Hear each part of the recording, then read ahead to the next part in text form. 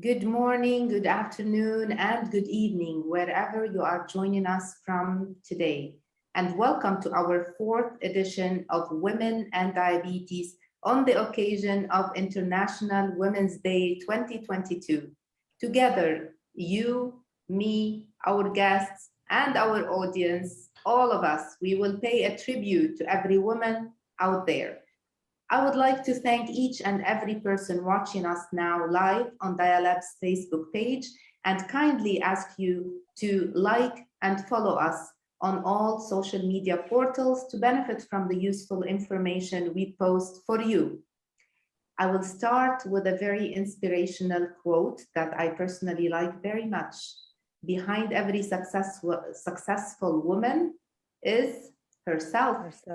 Yes. It is you, your strength, your resilience, and your determination that will take you to where you want to be and will help you break the bias. Today, we have a fantastic lineup of successful women. Each one of them is an incredible source of inspiration. I am very proud of our international panel of speakers tonight from USA, Aruba, India, France, and Lebanon. We will hear about the journey, challenges, and successes of these amazing ladies. We will have a conversation coming from the heart, hoping it will go straight to your heart. Without further ado, I will give the floor now to our guests to start introducing themselves to you. So ladies, kindly start introducing yourself in 1 minute each, and I will start with Megan. Hi, I'm Megan Cornelius. I live in California in the United States, and I work in technology, but I'm also an entrepreneur.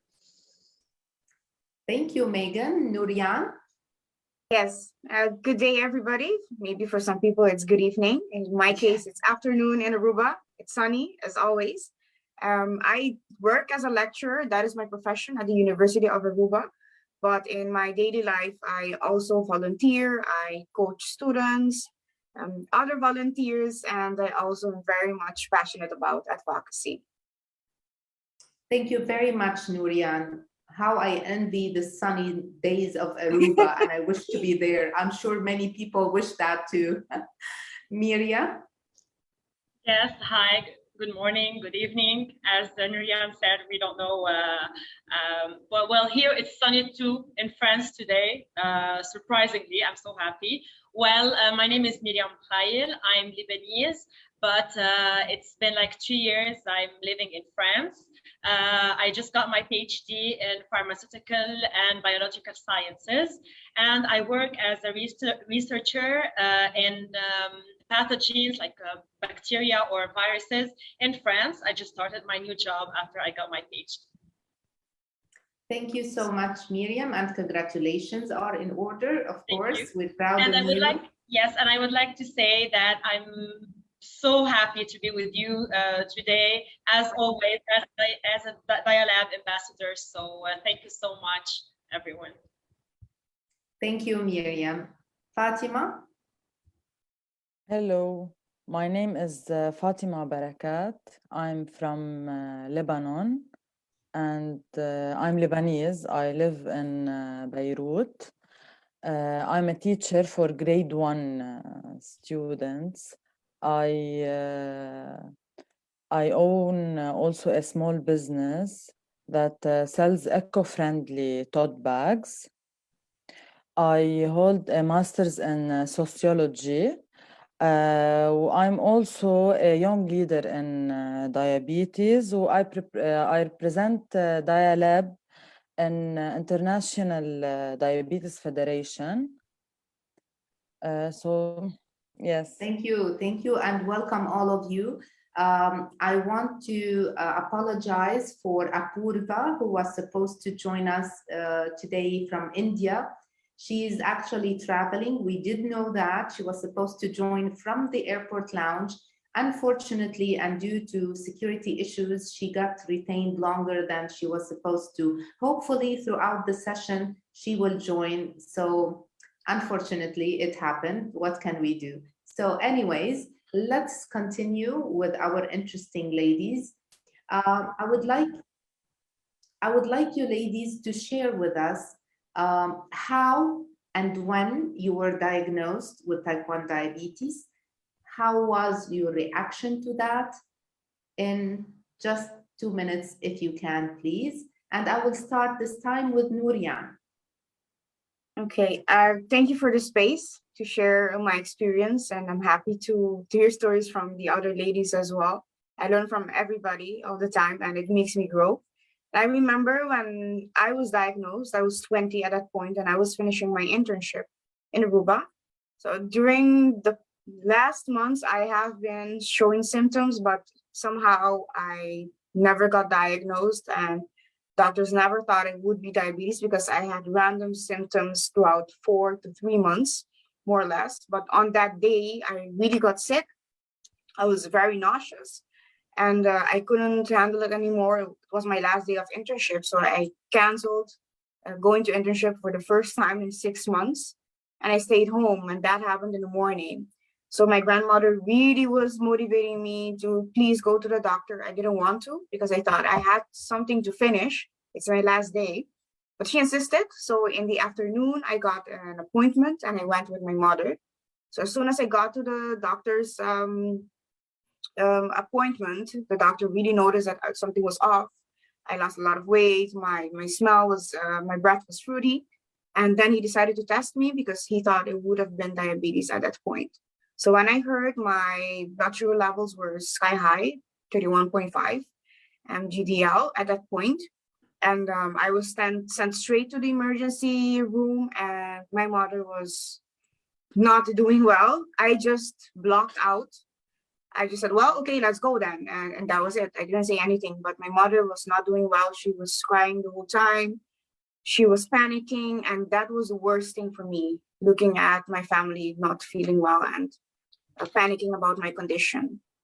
So my memory of that day was not great. And as soon as I got to the intensive care unit, I do not remember much. I can't say much of what I saw, what I did. I just remember I was in bed for almost a week.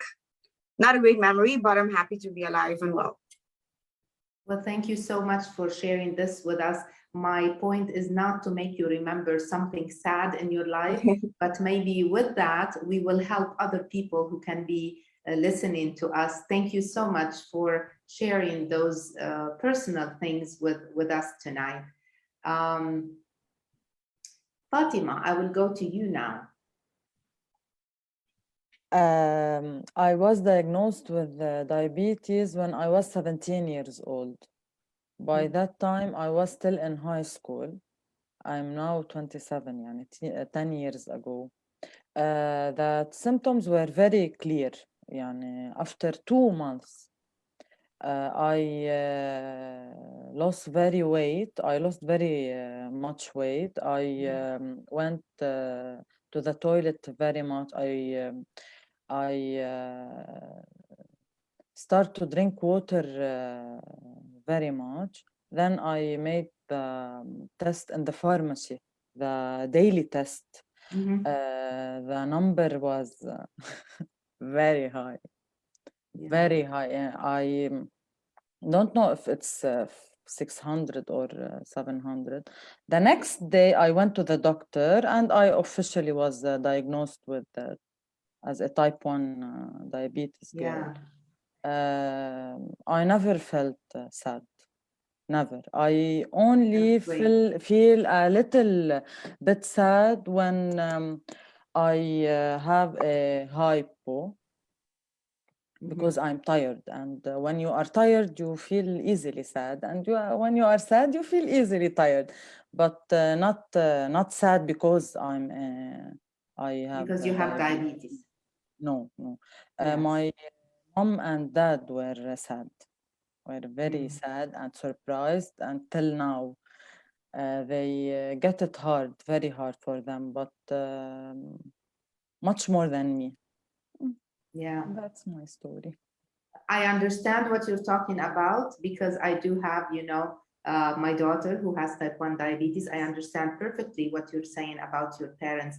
And if we notice that you did have, in this case, the typical symptoms of type 1 diabetes, but sometimes those symptoms are not so pronounced, you can't see them. So that's why the difference in each and every case. Megan, can you share with us about your diagnosis, please? Yeah. So I was diagnosed when I was 10 years old, and fun fact, I actually diagnosed myself. There was a girl I went to preschool with that was diagnosed the year before me, and I heard her grandma telling my mom all of her symptoms. And so when I started to have symptoms, I lost like 20 pounds in 2 weeks. I'd use all my bathroom passes at school I'd use by Tuesday. I was always thirsty and so tired. I knew I had diabetes, but I thought if I didn't tell anyone, I wouldn't have to take shots. So that lasted about a month before my yearly physical. And my mom asked my doctor to check my blood sugar because of the symptoms. And he kind of tried to excuse it as, oh, she just lost her baby fat, because I was kind of a chubbier little kid. And my mom really insisted, like, no, I think something's wrong. And so sure enough, he tested my blood sugar. It was really high. And I just remember sitting in the doctor's office and crying and saying, can I eat pizza? Can I eat cake? Those were like my main concerns. And I grew up in a pretty rural area in Washington state. So at first I did have to really restrict what I ate, because no one around us used the faster acting insulins and like the 24-hour insulins. So at first I did have to kind of restrict what I was eating, but eventually we were able to see better doctors, and I got on short acting insulin and long acting insulin and could finally eat my pizza and my cake and dose for it correctly. Yeah, we can see how being diagnosed at a different age creates different reactions. It's really amazing how to see this, but unfortunately it happened. But the fortunate side of it is that I have in front of me amazing ladies, and you're sharing this with us tonight. Miriam. Yes, well, my story is a bit different. Honestly, I was doing a checkup for my anemia. And well, during my tests, they thought that my glucose was very high for a young girl. I was 16 years old. So I remember my uncle, well, he passed away, but he's the doctor, and he told me that it's not normal to have a very high glucose in the morning for a very young girl like you. So I went to do further tests like the antibodies, since type 1 diabetes is an autoimmune disease. So also the antibodies was the value was above the normal, and so they told me that I wasn't 100% there yet, but I had predisposition to diabetes. It's French, predisposition to diabetes. It means that I have to take pills so we can push it away as much as we can. But unfortunately, after 2 years, so when I was 18, I started taking insulin shots. And well, I wasn't so happy about it. But I think that at this age, you can start to think more that, okay, well, you have a disease, you have to take care of yourself. Well, of course, my parents, they were sad, but they knew that I could handle it. And after 12 years now, I'm proud of myself and proud of how I handle things every time. That's the attitude, and we are proud of each one of you, of course. So let me now go to Fatima and ask you about, we know that diabetes needs management, and that takes a lot of time.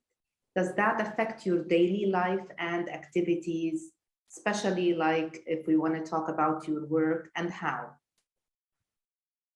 Mainly not. I make sure in my work or in my workplace to let people know that I have diabetes. So, if any incidents happen, they will know what to do, or they will call my parents. My friends know that I have diabetes, of course, and they know what to do if I'm low. They freak out always. Always they freak out. I know, but they give me what I need. No, I say that I am diabetic where I go, and work. Everybody in the school knows that a teacher, Fatima, Miss Fatima, is diabetic. So no. That's very important when you feel that support, right? It makes you feel Yes, safer. and I don't feel afraid. I don't feel afraid in case any incident happen that what will I do? No, they don't know. No, they know and they will help. That's excellent. It's very, actually, it's very important, especially also in the case of young kids. They need to tell the teachers and the classmates in case of any emergency. That's really great. So, Nurian, can you please tell me how did your friends and family adapt to this new lifestyle? I mean, the lifestyle changes are obvious when you get diagnosed with diabetes. So how was that adaptation process, mostly about your family?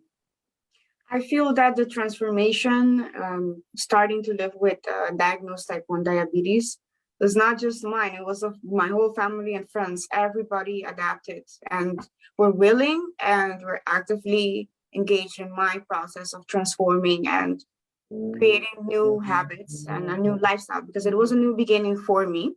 And I started from scratch and I started learning everything. And at home, a lot of food habits changed and choices changed because of my condition. And because I was actively making everybody aware at home, everybody else was joining in, and it felt like I was not alone. We were doing this together, and it was great for them too, because they were focusing more on what they were eating and how much they were exercising, sleep rhythm, stress, meditation, all those aspects. And I really appreciate it, because at the end of the day, when you feel the acceptance and the love of the people that you love, and you don't feel rejection in any way, it really helps you cope with your condition. Still doesn't make it easier every day, but it really helps. The support is great. And I feel that support at work as well. And people understand what I say, and when I say that I'm feeling tired, I'm not feeling okay, and they really respect that for me. And that means a lot. That means the world to me. You mentioned when I was talking with you before about your grandma. Yes. Right? Can you tell us about that and her role in your life? It's so important when you have that type of support. My grandmother, I'm wearing her ring. I'm always wearing her ring. So she meant everything to me, because I was raised by female only women, my mother and my grandmother. So we lived together, we did everything together. So when I was diagnosed, she freaked out. She panicked. For her, it was very bad, because she had diabetes type 2 herself. So she never thought it would happen to me. She thought, oh, you're taking care. And I was already changing to healthier lifestyles at home before my diagnosis. And for her, it was very hard to see me injecting myself, taking shots, sometimes restricting myself, not sleeping well. And with the months before my diagnosis, she saw me go back with my health, and she couldn't do anything. So for her, it was maybe more difficult than I that was feeling sick, because she could see it happen every day. And I must say that thanks to her, I got a diagnosis, because that Friday in 2015, I was not well at all. I was really feeling that I could not even walk straight anymore. And she insisted that I had to go, and I feel that she was guarding me at that point. And thanks to that, I really went to the doctor. Otherwise, I don't know what would have happened. But again, I'm very grateful for the reason why I have the grandmother that I had. She passed away a few years ago. And also my mother, because the support that I receive every day, it's incomparable. And I hope and wish this for everybody else, that they have that one person in their life, or two, or maybe more. That's amazing. Thank you for sharing this with us. And let me go to Megan, as I do know also through my conversation with her that she would like to share with us something related to her family that she discovered recently and has to do with her diabetes. Can you share that with us, Megan, please? Yeah. So I was adopted as a baby, and once I was diagnosed with diabetes, we threw back and forth. Do we try to contact the adoption agency? Should we let someone know about this diagnosis because it could affect siblings, or if siblings have kids, even anyone in the family should know because they might also be at risk for diabetes. And we never did. But about 3 years ago, I did a 23andMe DNA test, just out of curiosity to kind of see my heritage and where I come from. And through that test, I found my birth father and half sister. And he was also looking for his parents because he was adopted. So I found them and came to find out that my birth father actually has diabetes. And they also grew up in a very rural area in Washington. And so unfortunately didn't have access to doctors that knew about a lot of technology. And he was having a really hard time with his diabetes when we met. So I actually introduced him to insulin pumps and the Dexcom, and he went into his doctor and said, hey, can I have these things? And introduced them to his doctor. And he got them prescribed. His diabetes is doing so much better now that he has those tools, but also his doctor now knows about these tools so he can help other people get the tools they need to treat their diabetes and hopefully be more successful in it. I bet that gives you a huge satisfaction, having helped your birth father, your natural father, to kind of overcome in a better way his own diabetes. That's so nice because you knew a little bit more about that, right? Yeah, definitely. And my hope is that also him sharing that with his doctors helps his doctors share that with their other patients that maybe don't know about it either. That's great. Miriam, let me come back to you. So as we heard, you just completed your PhD, and I'm really, really happy and proud of you. So it happened actually 2 weeks ago. I was invited to attend. Unfortunately, due to traveling, I couldn't make it. Congratulations from the heart. You deserve it. But we all know how demanding doing a PhD program can be. So my question to you now is, how did you manage your diabetes during those stressful times? And it's a critical stage. It's very demanding, very stressful. So how did you manage? Well, first of all, thank you. Well, I can't describe my feeling. I'm really happy. It's a relief. When it's done, it's done. You're so happy you forgot everything you went through. But yes, especially the last 3 to 4 months, it's very stressful, especially in research, like medical research. It's not like research is like something very difficult. Why? Because you try and try and try just to get like one small result. Sometimes it fails. So it's not, we can't control it. So this and how did you control your diabetes? Yes, because of the stress. Because of the stress, the diabetes, sometimes my glycemia went through hyperglycemia without no reason. It's not because I ate something or I wasn't checking or controlling my diabetes. Stress is I think is the enemy of diabetes. Stress is one of our enemies because it causes instabilities in our diabetes diabetes. So I tried so hard to manage my stress so that I don't have hyperglycemia or sometimes hypoglycemia. Usually, sometimes while reading articles, I can't focus anymore. Why? Then I used to take my my glucose, and it was very low. So I had to stop everything, go have some sugar, and then come back to read my articles. So yes, we have to manage diabetes, especially during stressful periods like my PhD. And you did it, so yay. Yes, I did it, and with a pandemic, someone told me one day that even a global pandemic couldn't stop. Yes, absolutely. That's why I said we have inspiring women tonight, inspiring ladies, each and every one of you. So Fatima, I'm back with you now. Currently, our beloved country, Lebanon, is undergoing a lot of economic problems. We have so many, we have lack of medication. We had, support lifted from the medication, so prices went sky high. Tell me, what's the case?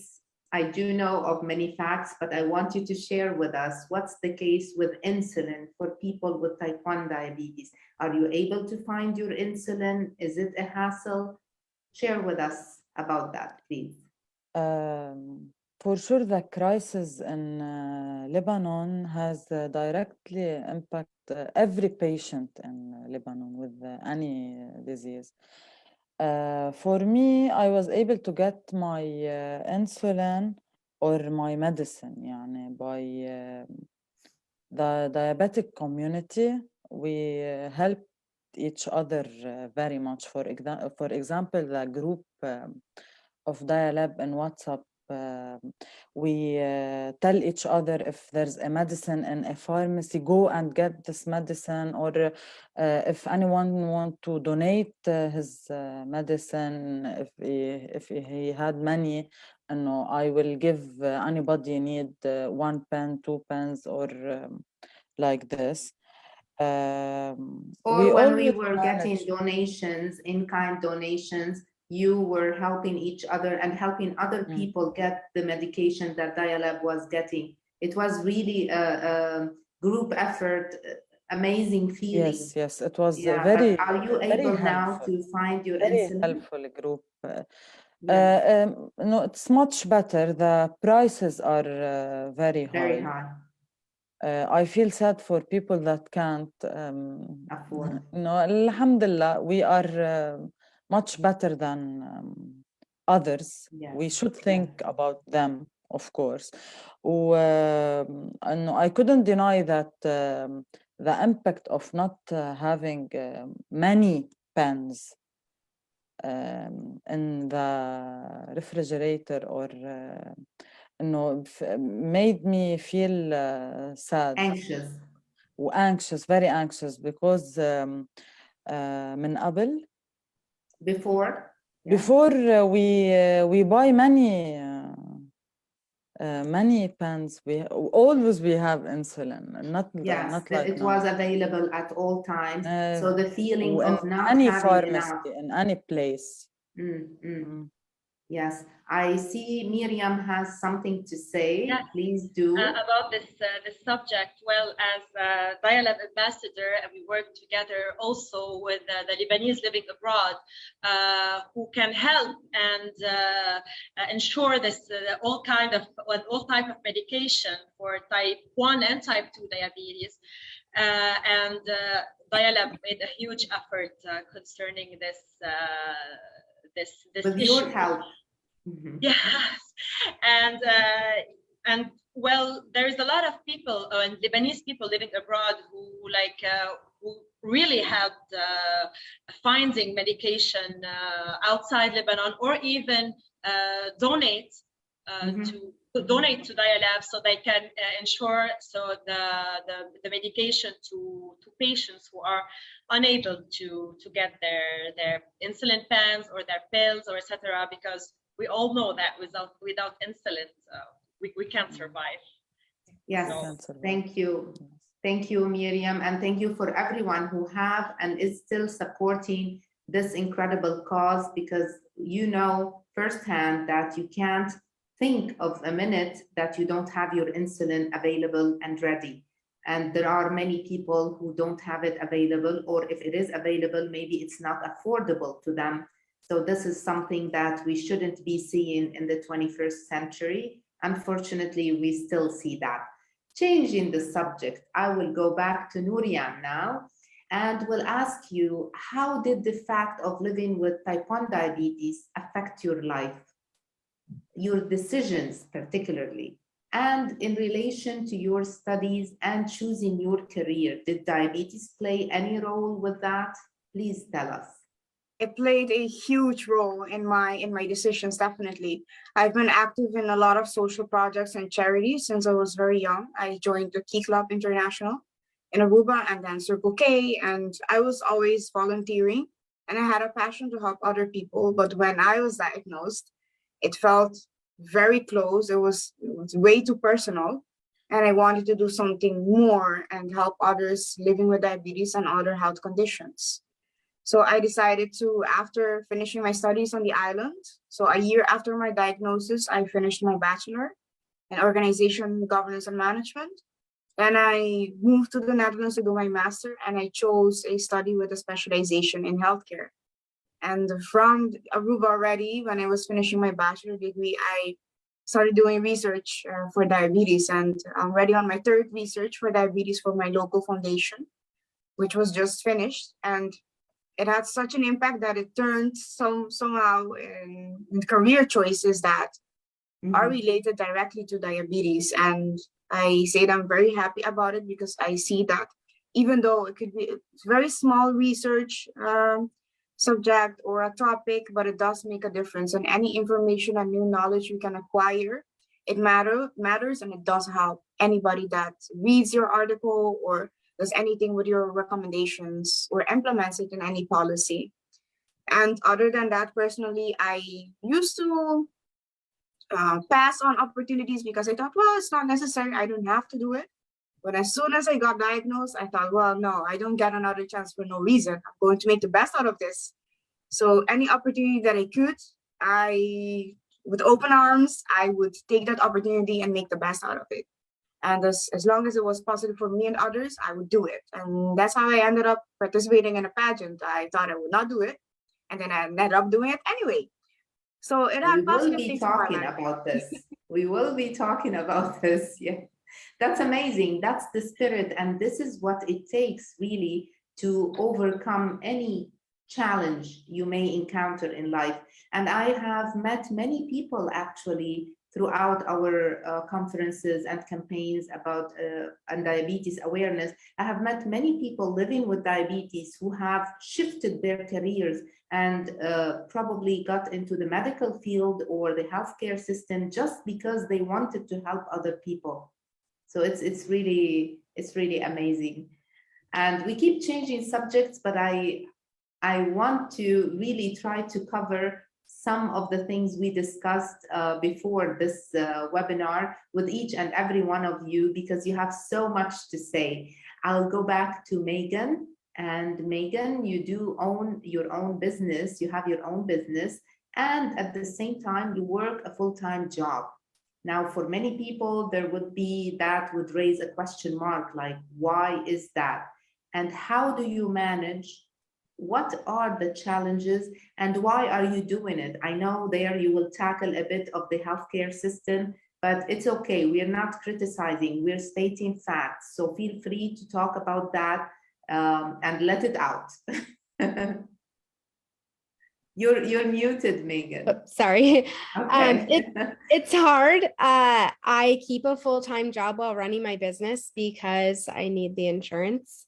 In the US, our healthcare is tied to our full-time work. You can buy insurance on a marketplace, but if you do, it's very, very expensive and it's not always the best coverage. And as we all know, with diabetes, you need expensive medicine. So I want to focus on my business, but I kind of have to make the choice to stick with a full-time job so that I have the medical care I need. But I've been very lucky in that I've worked from home since before it was a cool thing to do. So in working from home, it's helped me balance the two. So I can, you know, do my work and then do some work on my business, go back to doing my work. And it also affords me to be able to do things within the diabetes community. I got started with my business because I was talking about social media or talking about diabetes on social media.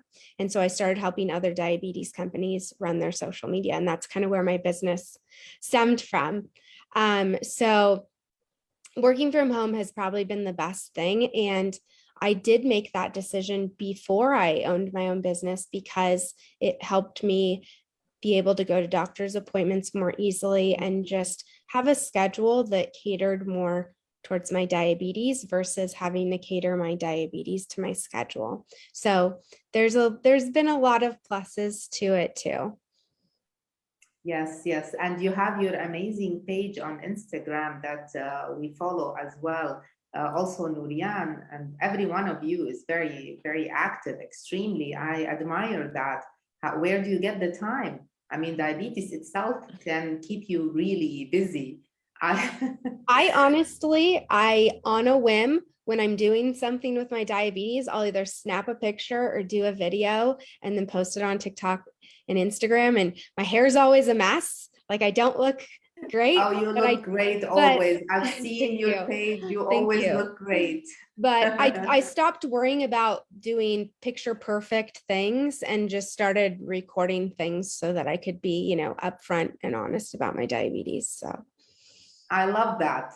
And I really follow what you do, and it's called push up and pumps. So it's so inspiring, like, because you're into exercising, and this is actually part of your life, and it helps you control your diabetes. That by itself could be such an inspiration to many other people. So really, you're doing great. Thank you. Let me go back now to Miriam. I wanted to ask you, when you went to pursue your PhD, you moved from Lebanon to France. When we move from one country to the other, the adaptation process by itself is a lot to, you know, take on. So you had to change your doctors, you had to maybe change certain types of medications and get your health support system around you built all over again. How was that for you? Where was the difficulty or the challenges, and how did you overcome that? Well, there's two parts, first of all. I just want to say something that moving to France wasn't only positive for my career or my PhD, it was very positive too for my diabetes. Well, and I want to mention that the healthcare system here in France is amazing. Everyone like diagnosed with a chronic disease is taking it, like they take care of it from 0 to 10. Like everything, the medication, the like doctors, doctor's appointments, everything related to diabetes, like maybe like testing your eyes or pedicure, or like taking care like of your health in general. They take care of everything. So I didn't know that.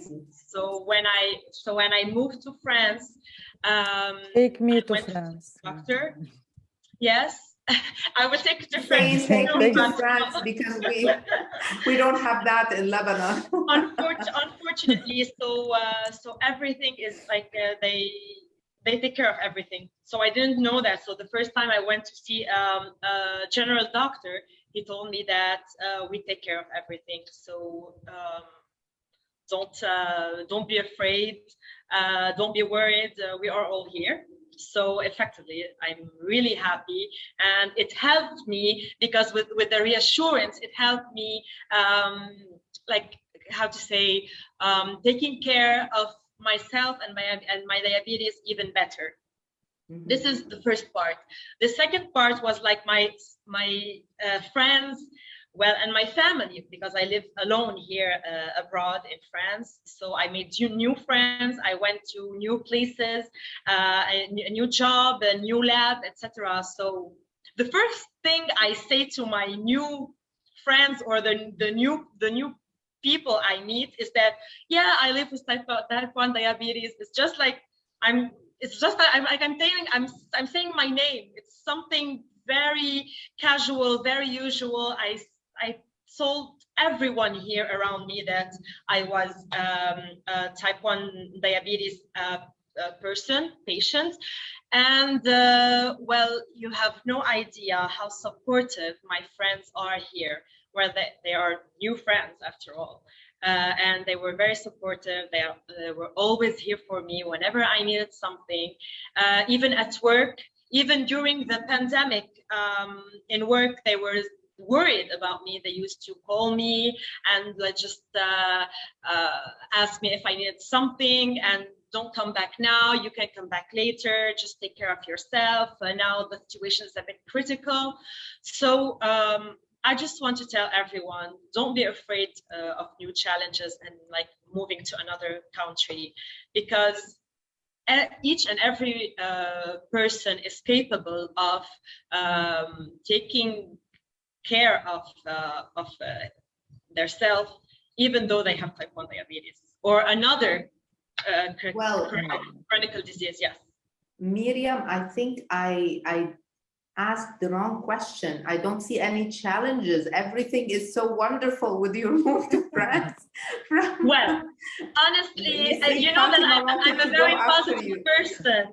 Everyone told me this. I'm capable of to change like horrible situation to like a special event or a special experience. I'm like this. Great. I think it helps me a lot. Let's not forget also that the healthcare system in France that you very well described is a great support. Exactly. I mean, you can have the best attitude in the world and be the most positive person, but if you happen to be in a place where you go to the pharmacy and a second pharmacy and the pharmacy number 10 and you don't find the insulin, you can't be any more positive. I'm not saying this to put a negative note. All the contrary, I just want to highlight that the situation that Lebanon is living now is really critical, and that I worry about each and every one of, I call them all my children in you know, at DiaLeb, and everyone who's living with diabetes. So, but I'm very happy that you were lucky and you had, you know, all this support system with you.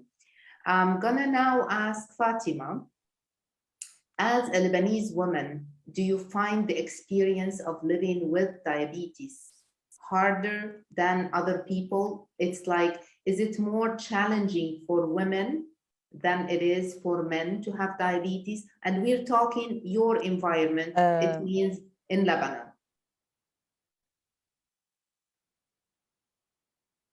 Okay, being special in any means, and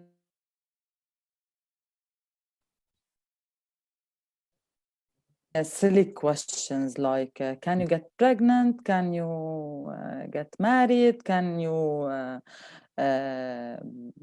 give many kids? Can you lose weight easily? Can you work out? People here don't know much about diabetes. They know what they hear from the people around them. Misconceptions. Not all the information. Yes, many misconceptions. They ask questions and don't know that we get sad sometimes because of these questions. And if I want to talk with someone that is in work, can you do this, or can you do this job? No, I should say that I'm diabetic. You know, can you work here? No, of course I can. I can work. No, of course I can. So being diabetic is hard, but being a diabetic woman is much more harder. Much harder. That's how you feel it is. Yes, Yes, it I can feel it's be, hard. and mainly it is due to these misconceptions where people don't have enough awareness, don't know enough about diabetes, and that's exactly why we work on awareness to show people that those misconceptions are not true, that the Yes, reality is different. When I started to take insulin, Mhm. I remember that at some point someone told me that from my family,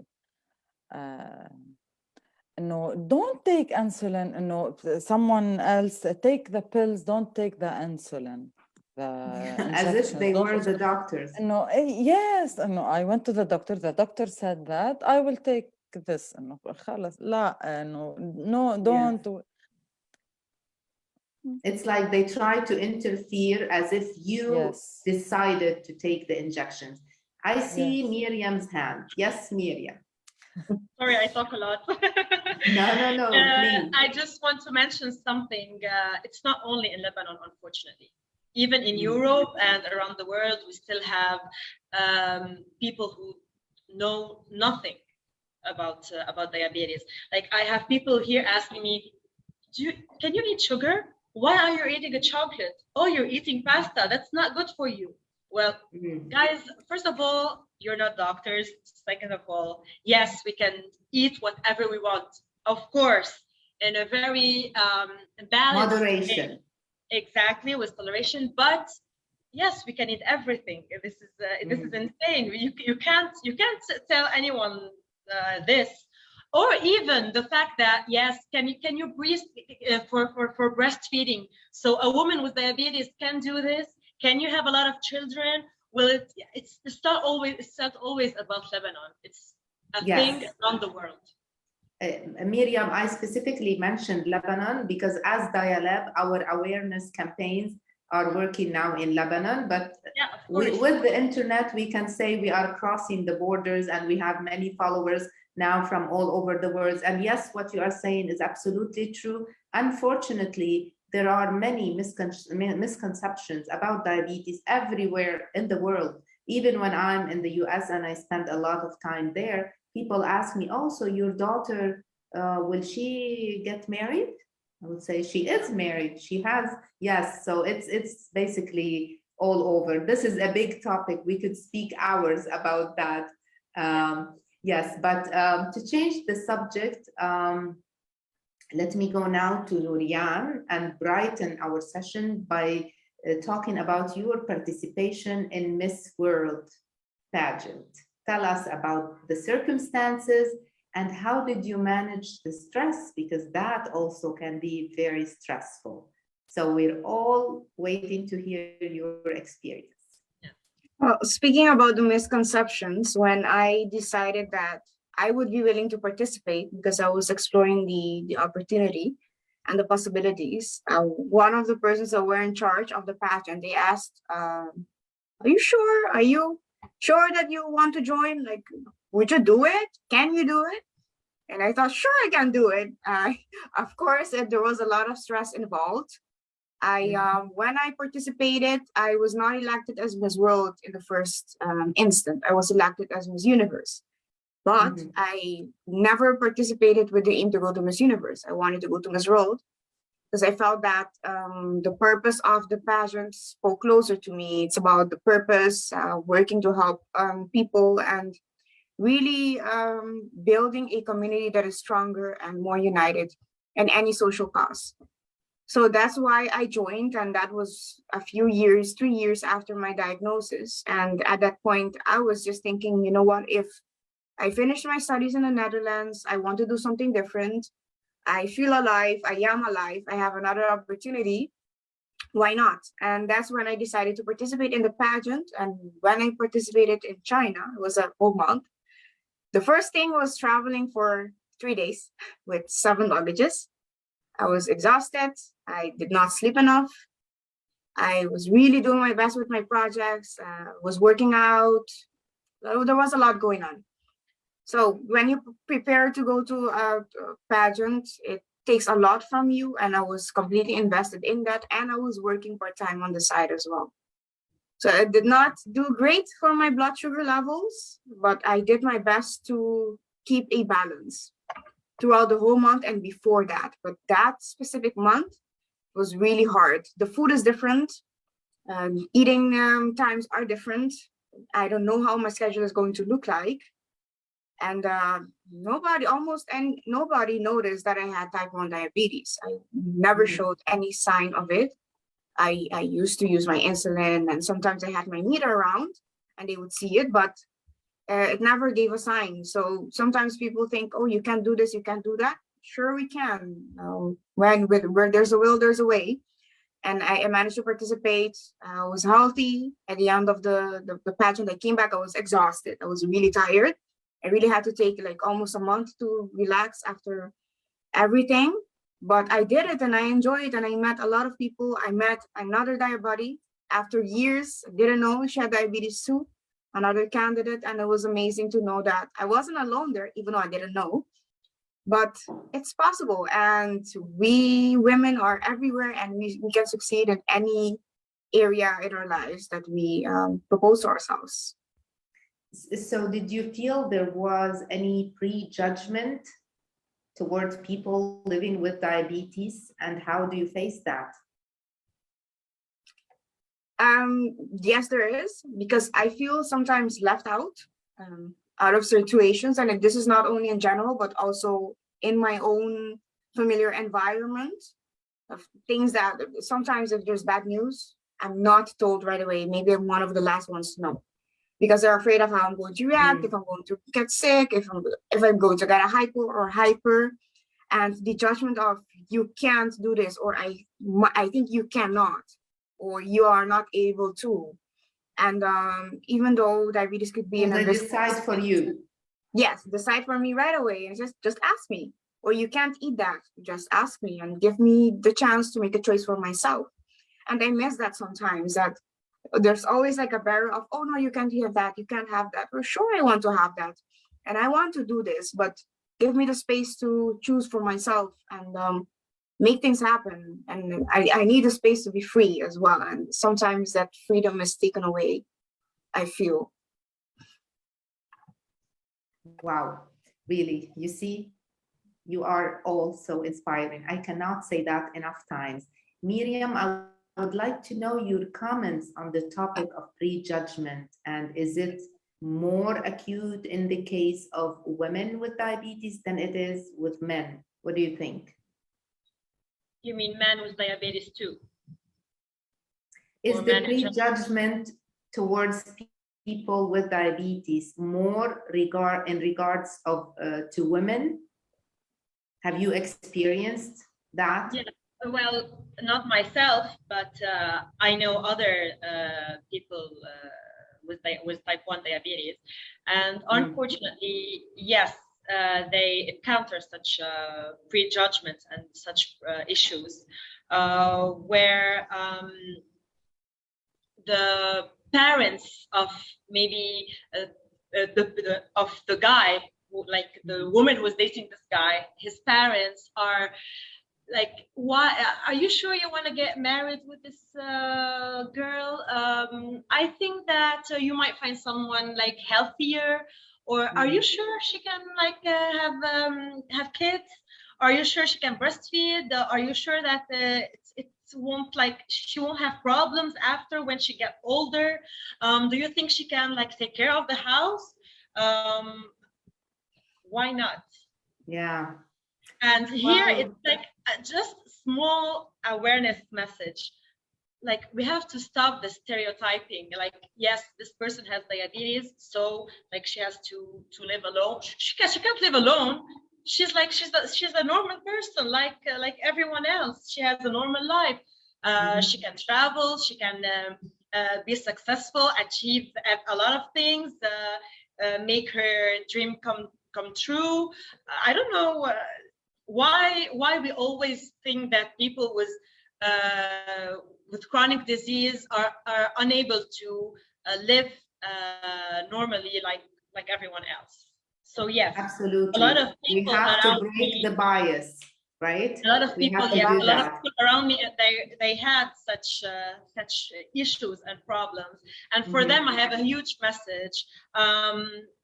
Like, don't stop living your life the way you want. Absolutely. And everything will be fine. Everything will be fine. I'm sure. It will be. Yes, thank you. Thank you for sharing this, Miriam. I know we said it will be 1 hour. I think we're going to extend a bit because I have really a couple interesting questions to ask you. So Fatima, does diabetes affect your choice of work? Did it prevent you from practicing a specific job in your life? No, I just feel afraid to live abroad because I will live alone. But after seeing Miriam, I will go to France. I'm living alone. I'm very happy to have you. But in Lebanon, no, it doesn't affect my choices. Never. Super. I know that I can work any work that I want, or any hard work, or any work that gives pressure. I can handle pressure also, hard work, everything, like any other person. Absolutely. And by the way, Fatima is just warming up to the conversation because I just noted now that she started with her great sense of humor. It didn't appear at the beginning of the episode when we do our support sessions. She's great at throwing jokes. So now she's just warming up when we're going to finish. Megan, I'm going to ask you about something really important, mental health. It is the topic of the century. It affects every one of us. In your case, how do you manage living with diabetes and finding the balance between work? You work 2 different works, your business, family, and and all the stress that may cause. Yeah, so stress makes me super insulin resistant. So it's like insulin is water when I'm stressed out. And one of the things I ended up doing that's helped me a lot is I bought one of those compact treadmills that I put behind my mirror in my room. And I'll just put on like a trashy TV show and walk for 30 minutes. It helps me clear my brain, but it also helps with that insulin resistance. And I started seeing a therapist probably 4 or 5 years ago. And I am very blessed that my therapist also has type 1 diabetes. So I feel like he understands more than anyone else when diabetes is being stressful. Diabetes is the stressor. And he can give me some pointers that he knows from personal experience will help. And that gives him, I'd say, a little more credibility than, people can give advice, but if they're not living with diabetes, sometimes it's hard to really take that into consideration. So the fact that he has really helped me. So he can give me ways to deal with life stress, but also diabetes stress. That really helps. Well, that's incredible. It's really important that someone living with the same disease can really be of greater help than someone who just studied about the topic. It makes a whole difference. So I see where this is coming from. Miriam, please be brief because we still have more things to talk about, but I want to hear what you have to say. No, I just want to say that mental health, like people with diabetes, are more susceptible to encounter and mental health problems, especially anxiety. And this is what I had during my PhD, because like my PhD got me very anxious. And speaking out to people around us, or to a psychologist, or a therapist, is very important, especially with people with type 1 or type 2, even with diabetes in general, because we are, as I said, more susceptible to have or to encounter mental health issues. And I speak out about my anxiety on social media because I know a lot of people live with it, and we're just finally getting to a point where the stigma is being lifted a little. So I share, so other people that might feel alone in their anxiety about their diabetes can feel like they're not alone. Absolutely. By sharing, you achieve a double goal. You let something out which makes you feel good, and you might be helping someone out there you don't even know, but you're helping someone with their own anxiety. Just by expressing that, you make them feel like you're not alone, as you mentioned. This is the power of social media and the power of solidarity. When we feel this solidarity and we feel the same with other people, that's incredible.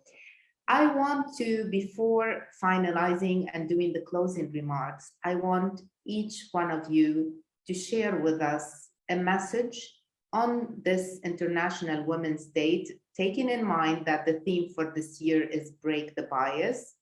You've all seen the pictures, and I shared one of them, so break the bias. So I want you to say a message to every woman out there who is listening now to you. I will start with you, Nurian. Thank you for the space. And then before closing off, I would like to thank you all for this amazing experience. Thank you, DiaLeb's Ms. Jackie, for this opportunity. And I feel that there's a few things that until this day we have to speak about and speak up about, which is how we as women, we put pressure on ourselves and other women as well. Sometimes we live in competition, and social media adds a little bit of pressure, stress to it. Sometimes it does, sometimes it doesn't. And I really feel that we should respect each other all the time, be vulnerable whenever we need to. We are human beings, and be true to yourself. And we don't have to live in competition with anybody, with nobody, because life is not a race. It's a journey. We have our own path and our own purpose. And we as women were not built to be perfect. Maybe you consider women to be perfect. I do. But we are built to be strong and resilient. And that's how I feel today about Women's Day. And we should always remember that. Thank you. What a beautiful message. I will go now to Fatima before she disconnects, because I see electricity cuts there. Fatima, your message, please. Okay, my message is from my heart. We always, as women, talk about support system. My family supported me, my friends supported me, my brother, my sister, my husband supported me. Without them, I wouldn't be. My diabetes, I feel good with my diabetes because of my family, because of many people that are around us.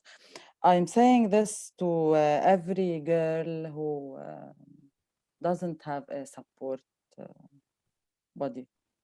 You can be your own support system, and you can support yourself, and you can support others. Don't wait for anybody to support you if you don't have supporters in your life. That's a stigma. If any girl don't have parents that support her, not only with the diabetes, and every single thing, if she want to travel, if she want to learn anything, no one support me. You can support yourself, and you can be your support system to yourself. Absolutely. Love it. Thank you. Thank you. Really inspiring. Miriam. Well, first of all, I want to thank DiaLeb. I want to thank you, Dr. Jackie, and all the amazing women here. And happy International Women's Day again. So I just want to say that women are superheroes, and they are even like more superheroes if they have type 1 diabetes. Why? Because they can be an inspiration to a lot of people. And diabetes taught me discipline, and it made me realize how strong I am and how a woman can be strong by herself alone. A woman is complete. She doesn't need anyone or any man just to pursue a dream or achieve what she wants to do in life.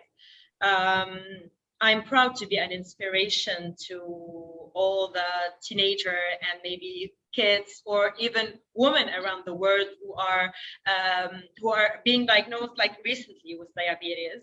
And a message for everyone: never let diabetes get into your way, as I always say. Thank God that this is a small disease that has a medication, unlike others, and that you're strong by yourself, on your own, you're complete, you're enough. And as my aunt in the US, she always used to tell me, sky's the limit. And I think that I don't have a limits anymore, and I'm proud of myself. Not even the sky is the limit. Not for even Miriam. the sky. Amazing. So don't let anything get into your way, especially type 1 diabetes. And don't forget that you are an inspiration to every person around you. Thank you. Amazing. Megan, I will listen to your powerful message and then we close. I also want to say thank you for including me in this. I feel super blessed to be around such amazing women. My message is just, if there's something you want to accomplish, you can. There's no reason you should let anything, whether it be diabetes or another challenge, hold you back. There's always going to be obstacles, and overcoming obstacles actually makes accomplishing that goal feel so much better. And you know, with running my own business, there's been obstacles, but it's something that I wanted to do. So I pushed forward and did it. And, you know, you can accomplish whatever you want. Just push past the obstacles, because it'll be worth it in the end. Wow. I don't know about the audience, but I feel so inspired by each and every one. Big thanks to you. Thanks from the heart. Thank you, amazing ladies, for sharing with us bits and pieces of your life, for sharing your stories, for opening your hearts to us. And before I close, I want to share, please ask you to share this with your friends. They can still watch it. If they were not able to watch it now, they can still watch the video on the Facebook, and we hopefully can save it and share it again later on. And I want to close, as I started, by another powerful quote. And this one, yes, I know who said it, because the other one was unknown. So, she believed she could, so she did.